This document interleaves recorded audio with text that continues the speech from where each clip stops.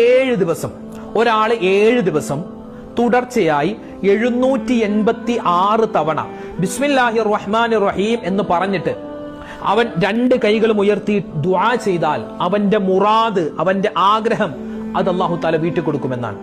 2 റക്അത്ത് നല്ലപോലെ വുളു എടുക്കുക. പാതിരാത്രിയിലോ അല്ലെങ്കിൽ പകലോ ഏതോണോ പറ്റുന്ന സമയം, ആ സമയത്ത് നിസ്കാരം നമുക്ക് പറ്റുന്ന സമയം, ആ സമയത്ത് നല്ലതുപോലെ വുളു എടുക്കുക. 2 റക്അത്ത് നിസ്കരിക്കുക. നിസ്കരിച്ചിട്ട് 786 വട്ടം നേർച്ചയാക്കും. അടച്ചോനെ, എന്റെ ഒരു ആഗ്രഹമുണ്ട്, എനിക്കൊരു ജോലി കിട്ടണം, അല്ലെങ്കിൽ എന്റെ വിവാഹം ശരിയാവണം.